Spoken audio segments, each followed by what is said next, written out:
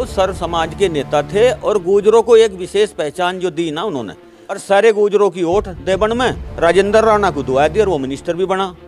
Master Kanwarpal को भी उन्हीं की वजह से रशीद मसूद ने टिकट दिया था। आज कह दो किसी को एमएलसी बनाना, मुंदा लेट के चला जाएगा। जो देश में डेमोक्रेसी है ना, सही डेमोक्रेसी की परिभाषा चौधरी यशपाल सिंह जी को पता था। तो कांग्रेस में रहते हुए जगदीश राणा का समर्थन कर दिया, रशीद मसूद साहब हार गए, एमपी जगदीश राणा बन गया। ननौत्ता मील में देख लो उन्होंने कितने लगवाए। सत्ता किसी की भी हुई लेकिन उनकी बात किसी ने काटी नहीं, पलटों में लेकर हमें चल दिए।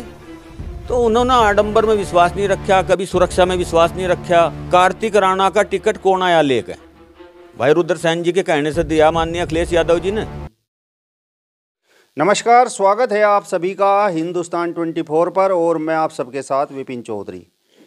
आज पश्चिमी उत्तर प्रदेश के बहुत बड़े नेता रहे चौधरी यशपाल सिंह की पुण्यतिथि है और बातचीत करने के लिए आज हमारे साथ उनके सबसे विश्वसनीय लोगों में से एक पूर्व छात्र संघ अध्यक्ष चौधरी संतरपाल मौजूद हैं।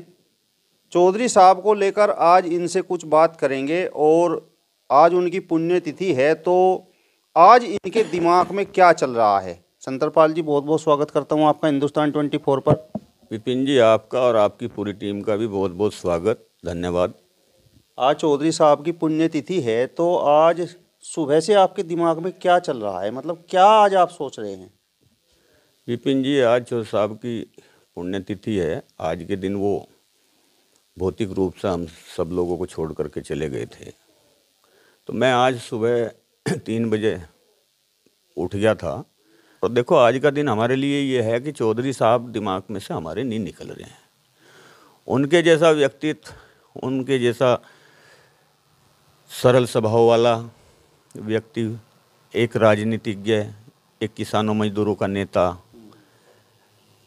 आज तक मैंने अपने जीवन में नहीं देखा और ना अभी है। मेरा सवाल आपसे ये है कि जब भी हम कुछ राजनीतिक लोगों से बात करते हैं तो वो ये कहते हैं कि पश्चिमी उत्तर प्रदेश के सबसे बड़े गुर्जर नेता चौधरी यशपाल सिंह जी थे, तो मतलब क्या ये वास्तविकता थी? विपिन जी, देखो आप दूसरे वे में भी ले सकते हैं। गुर्जर नेता तो वो सर्वमान्य थे ही, लेकिन वो चौधरी साहब सर्व समाज के नेता थे। जहाँ तक ये बोला जाता कि भाई गुर्जर समाज के नेता थे, वो इसलिए बोला जाता है कि गुर्जरों को राजनीतिक पटल पे अगर पहचान किसी नेता ने दिलाई है देश में, प्रदेश में, पश्चिमी उत्तर प्रदेश में, राजस्थान में, मध्य प्रदेश में, दिल्ली आसपास एनसीआर और हरियाणा में, तो वो चौधरी साहब ने ही दिलवाई है सबसे पहले। इसलिए लोग कह देते हैं कि भाई गुर्जर नेता सबसे बड़े चौधरी यशपाल सिंह जी थे, लेकिन वो वास्तव में गुर्जर नेता ही नहीं थे, वो सर समाज के नेता थे। उनका समर्थक जिस जिस समाज में था, वो राजनीति के तो एक इंस्टीट्यूशन थे, एक कॉलेज थे। उस कॉलेज में से पता नहीं हजारों लोग निकले और जो फिर बाद में एमपी एमएलए बने। मैं तो सहारनपुर की बात बता रहा आपसे, जो कभी उनके विचारों से अपने राजनीतिक स्वार्थ के लिए सहमत नहीं हुए, लेकिन उन्हीं के वजह से एमएलए बने। मास्टर कंवरपाल को भी उन्हीं की वजह से रशीद मसूद ने टिकट दिया था, वो तब एमएलए बना। ऐसे दूसरे समाज के लोग हैं। तो चौधरी साहब जो हैं वो सर्वमान्य नेता थे, उनके जैसा ना कोई था और ना अभी है। उनकी जो कमी है अभी तक पूरी नहीं हुई। चौधरी साहब एक इंस्टीट्यूशन होने के साथ साथ इस देश में समाज का बहुत बड़ा प्लेटफार्म थे। इवन पश्चिमी उत्तर प्रदेश सहारनपुर की बात नहीं मैं कर रहा हूँ, मैं राजस्थान की भी बात कर रहा हूँ। राजस्थान में जो आज गुर्जरों की राजनीतिक पहचान है ना, वो चौधरी यशपाल सिंह की थी। वो प्रभारी बना के भेजे थे राजस्थान में प्रणब मुखर्जी के साथ में, राजीव गांधी जी ने। वहाँ जा कर के उन्होंने गुर्जर समाज के व्यक्तियों को 21 लोगों को टिकट दिया। एक जगह एक निर्दलीय लड़ पड़ा। चौधरी साहब ने कहा नहीं यार, आप पार्टी के खिलाफ नहीं लड़ेंगे। 21 के 21 जीत गए और 22वां भी आके कांग्रेस में शामिल हो गया। तो प्रणब मुखर्जी ने राजीव गांधी जी से आके कहा कि चौधरी साहब में तो बहुत ज़्यादा बिरादरीवाद है। तो पता क्या कहा था चौधरी साहब ने प्रणव जी को कि मुझे राजस्थान जब भी तो भेजा था कि वहाँ गुज्जर समाज के लोगों को टिकट दिलवाऊं, और नहीं तो मेरे प्रभारी बनाने की वहाँ जरूरत क्या थी। तो चौधरी साहब तो ऐसे थे। और आज उनके बारे में ना सुबह उठते ही एक शेर मेरे मन में अभी भी गूंज रहा, पहले भी गूंज रहा। रुखसत कुछ इस अदा से हुए कि रुत ही बदल गई, एक शख्स ने सारे शहर को वीरान कर दिया। चौधरी साहब के बारे में मैं एक चीज और कह रहा हूं आपसे। चौधरी साहब जो थे, एक जो शायर है ना कि मुद्दई लाख बुरा चाहे क्या बुरा होता है, होता वही है जो मंजूर खुदा होता है। लेकिन जब तक चौधरी साहब राजनीति में रहे और सामाजिक क्षेत्र में यहाँ पश्चिम में रहे और विशेष रूप से सहारनपुर में, तो उनके ऊपर ये कहावत है कि मुद्दई लाख बुरा चाहे क्या बुरा होता है। उनके रहते हुए सहारनपुर की राजनीति में वही हुआ जो चौधरी यशपाल सिंह चाहते थे। आप तो भावुक हो गए, आंखें आपकी नम हो गई। बात भावुक होने की नहीं है। जब हम उनको याद करते हैं, उन्होंने मुझे हमेशा एक मेरे वो जैविक पिता तो नहीं थे, लेकिन रियली एक पिता के नाते एक बेटे से जितना वो अपने बेटों से प्यार करते थे, उतना ही प्यार उन्होंने मेरे से भी किया। उसके लिए मैं आपको बताना चाह रहा हूँ कि जब भौतिक रूप से वो गए तो उससे 15 दिन पहले तीतरो थे, और जब मैं उनसे मिलने गया तो उन्हें आवाज़ बहुत नली लगी हुई थी। तो उन्होंने हाथ के इशारे से मुझे बुलाया, नौकर से कहा कि इसके लिए कुछ लेके आओ, और मेरे से कहा कि संतरपाल हम तेरा कुछ कर नहीं पाए। मैंने कहा नहीं चौ साहब, आप नहीं जा रहे, मेरे लिए आपने बहुत कुछ कर दिया। तो भावुक भी हो जाते हैं। मैं कभी भावुक नहीं होता, किसी नेता को लेकर भावुक नहीं होता, लेकिन उनसे जो रिलेशन थे और वही रिलेशन आज जो हैं, वही प्यार जो है, उनके बेटे हैं, हमारे चौधरी भी हैं, अब वो हमारे नेता भी हैं, रुद्र सेन जी, इंद्र सेन जी, वो हमें देते हैं। मैंने कभी पार्टी पॉलिटिक्स नहीं की। मैं हमेशा चौधरी साहब से ही जुड़ा रहा। वो इस वजह से जब मैं प्रेसिडेंट बना तो उन्होंने मेरे से कहा कि भाई 3-4 लोगों के नाम लिए कि इनके पल्ले कुछ है कॉलेज में। नहीं, मैंने कहा चौधरी साहब इनके पल्ले कुछ नहीं है, सिर्फ चौधरी यशपाल सिंह का नाम है। तो उन्होंने मेरे सर पर हाथ रख दिया, कहने लगे ले अब ये तेरे साथ होगा। मैं कहा जी लड़ूँ और जीतूँ, और मैं लड़ा और जीत्या। तो चौधरी साहब का आशीर्वाद इस तरीके से मुझे हमेशा मिला।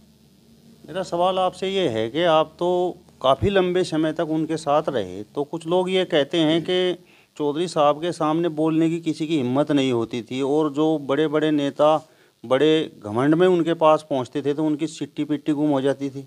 ऐसा था, चौधरी साहब बहुत सहज और सरल स्वभाव के व्यक्ति थे। लेकिन दूसरी बात एक और थी कि उनकी बातों में हमेशा बहुत साफ गोई होती थी। किसी को जो वो कहते थे ये सोच के नहीं कहते थे कि अगले वाला इसका बुरा मानेगा या भला मानेगा। उन्हें जो कहना होता था वो सच्चाई कहते थे बिल्कुल, और स्वाभिमान के साथ कहते थे। और बल्कि उनके बारे में तो सहारनपुर में एक कहावत है कि जी चौधरी साहब तो बाली थे। वो बाली इसलिए थे कि बाली के सामने जो भी लड़ने जावा था तो अगले लड़ने वाले की ताकत आधी बाली में आ जाती। तो ऐसे ही चौधरी साहब के अलावा कोई कितने घमंड में, कोई कितने ही मतलब दिखावे में बड़ा नेता बन के गया, लेकिन वहाँ जाके तो वो एक दायरे में आके बात कर रहा था।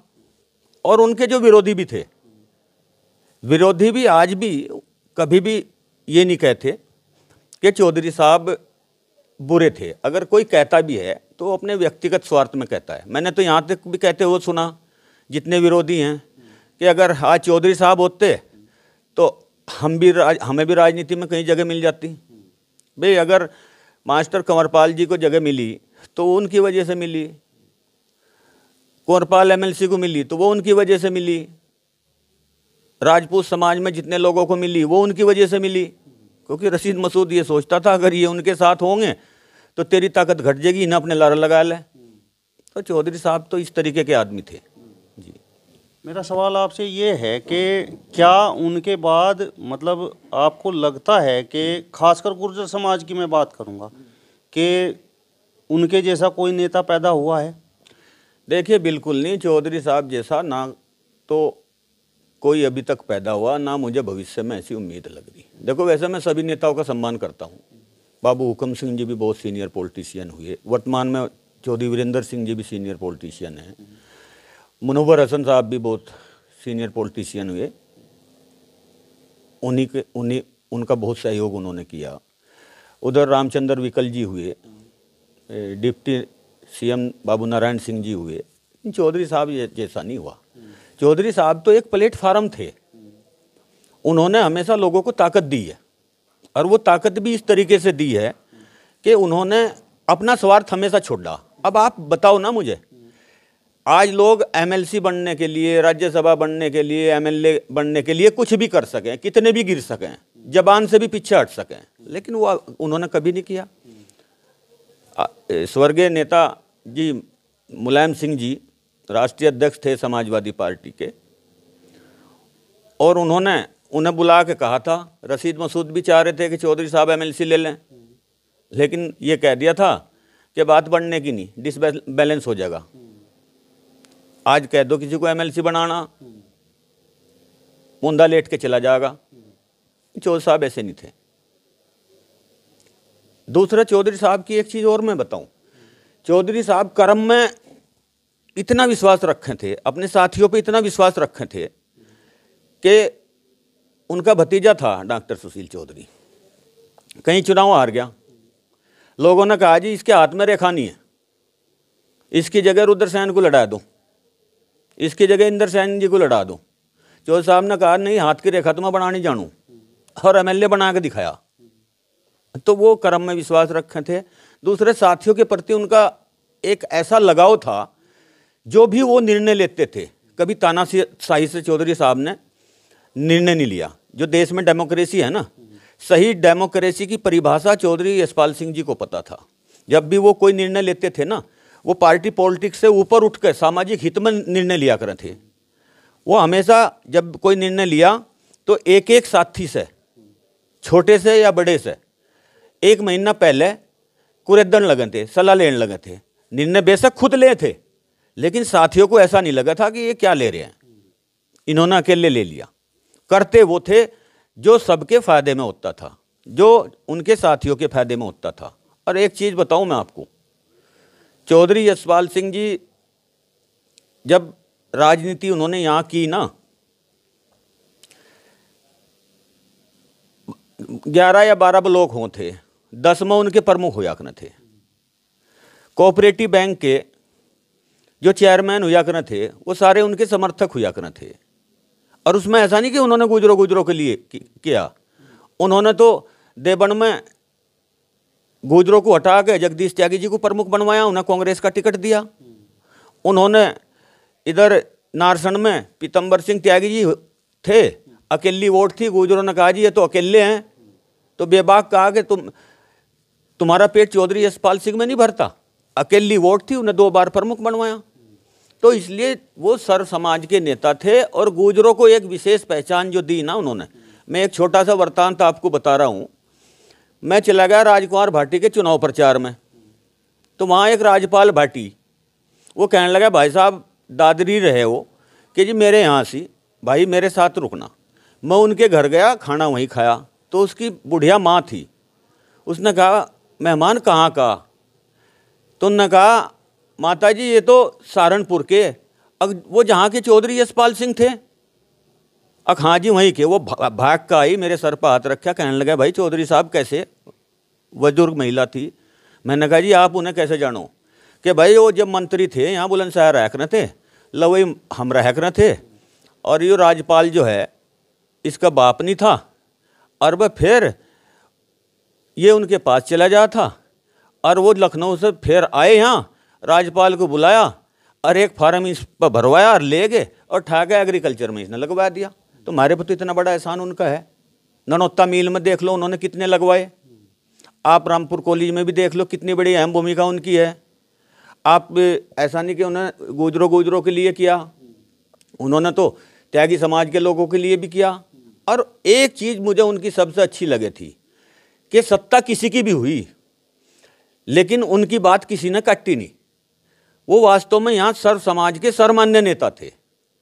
अब मेरी सुनो, जब बसपा की गवर्नमेंट आई तो जगदीश राणा जी हैं या बसपा के और एमएलए, तो मैं चला जाऊँ था, वे चौधरी साहब ने कहा वो काम हो जाता। आज बीजेपी के हैं, उन्हें भी कह देते हैं कि भाई हमारा आदमी ही हो। तो वो इस चीज़ में विश्वास रखे थे कि अपने आदमी का काम होना चाहिए।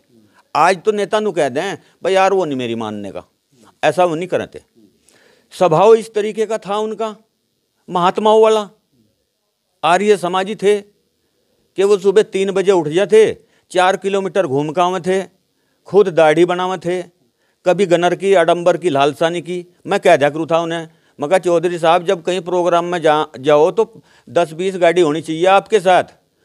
कहने लगे चौधरी यशपाल को सब जाने हैं, उन पर भी अपनी बड़ी गाड़ी थी, लेकिन वो कटार सिंह जी वाली में बैठ के नारायण दत्त तिवारी के यहाँ रोड की अल्टो में लेकर हमें चल दिए। तो उन्होंने आडंबर में विश्वास नहीं रखा, कभी सुरक्षा में विश्वास नहीं रखा, 4 किलोमीटर अकेले घूमते सुबह। चौधरी साहब के बेटे चौधरी इंद्रसेन कई चुनाव लड़ चुके हैं, लेकिन वो हर बार चुनाव हार जाते हैं। और अक्सर जो राजनीति के जानकार हैं उनको मैंने कहते हुए सुना है कि चौधरी साहब को इधर गंगो क्षेत्र से, अम्बेटा क्षेत्र से बहुत वोट मिलता है, लेकिन जिस समय वो ननौत्ता साइड जाते हैं, मतलब एक तरह से जहाँ से ठाकुरों का क्षेत्र शुरू हो जाता है, तो वहाँ पर जाकर वो हार जाते हैं। तो ये ठाकुर समाज आखिर चौधरी साहब से इतना नाराज़ क्यों है? देखिए विपिन जी, बिल्कुल आपने बहुत अच्छा क्वेश्चन किया। अब भाई ये चीज़ हमारी भी समझ में नहीं आई। अभी जब जगदीश राणा जी संसद का चुनाव लड़े थे बसपा में, चौधरी साहब थे उस समय कांग्रेस में, आए ताऊ जी मुझे समर्थन कर दो। अब वो कांग्रेस में रहते हुए जगदीश राणा का समर्थन कर दिया, रशीद मसूद साहब हार गए, एमपी जगदीश राणा बन गया। तो राजपूत समाज को सम्मान दिया या नहीं? ननौत्ता मिल का चेयरमैन राजपूत नहीं बनवाया उन्होंने। अभी भाई रुद्रसेन को लेटेस्ट में देख लो, कार्तिक राणा का टिकट कौन आया लेकर? भाई रुद्रसेन जी के कहने से दिया माननीय अखिलेश यादव जी ने। इससे पहले भी आप देख लो, बरौली का सरदार सिंह था, वो कोऑपरेटिव बैंक का मैं कई बार चेयरमैन बनवाया, चौधरी यशपाल सिंह जी ने, ठाकुर था। तो अब हमारी समझ में नहीं आता ये क्या कहानी है। और इवन मैं तो यहाँ तक कह रहा, जब भाई रुद्रसेन जी गंगो से सपा से शुरू में लड़े और बहुत कम वोटों से हारे थे, वो गंगो में वर्करीकरण गए और सारे गुजरों की वोट देवन में राजेंद्र राणा को दुआ दी और वो मिनिस्टर भी बना। अगर उसके बाद भी इनकी समझ में राजपूत समाज की कोई ऐसी बात है तो वो कहानी मेरी समझ में आती नहीं। मेरा सवाल संतरपाल जी आपसे ये है कि आप चौधरी साहब के साथ लंबे समय तक रहे, तो आपने उनसे क्या सीखा? देखो, मैंने 2 चीज़ चौधरी साहब से सीखी है। एक तो कभी स्वाभिमान के साथ समझौता न करो, एक अपना स्वभाव हमेशा सरल रखो, एक किसी पद को पाने के लिए अपने ईमान को गिरवी ना रखो, अपने स्तर से नीचा मत गिरो। उनका कहना यह था जो किस्मत में है वो मिलकर रहेगा। तो मैंने चौधरी साहब से ये चीज़ें सीखी हैं। अभी एक एग्जाम्पल मैं आपको दे रहा, कितना बड़ा जिगर चौधरी साहब का था। हम चौधरी साहब के पास गए, यहाँ का यूपी का प्रभारी था राजा दिग्विजय सिंह, राष्ट्रीय महासचिव, उनके पास गए। वो चौधरी साहब के पैर छूए थे। अब फिर वो लेके चले गए हमें राहुल गांधी जी के पास में। तो वहाँ बैठ के जब राहुल गांधी जी से बात हुई तो राहुल गांधी जी ने गोल मोल सही जवाब दिया, कोई सही बात करी नहीं। दिग्विजय जी ने कहा कि जी ऐसा है, पहले चौधरी साहब थे कांग्रेस में, अब रशीद मसूद साहब भी आ गए, बहुत ज़्यादा मजबूत होगी, वहाँ 7 सीटें हैं, दोनों में मिलकर हो जानी चाहिए, वही आश्वासन चौधरी साहब चाहते हैं। तो वो हाँ हाँ करते रहे। तो एकदम खड़े हुए चौधरी साहब कि राहुल जी, राजनीति में अभी आपको बहुत अध्ययन और प्रशिक्षण की ज़रूरत है, और राजनीति में शरीफ आदमियों की पहचान भी बहुत ज़रूरी है। ये कहकर उठ के चले आए। तो बताओ, जहाँ से मुख्यमंत्री गवर्नर शीश नुमा हैं, वो उन्हें भी कह जाए भाई अभी थोड़ा अध्ययन कर लो, प्रशिक्षण की जरूरत है आपको। चलिए, तो चौधरी संतरपाल जी को आपने सुना। फिलहाल इस वीडियो में बस इतना ही। अगली वीडियो में फिर आपसे मुलाकात होगी, तब तक बने रहिए हिंदुस्तान 24 के साथ। नमस्कार।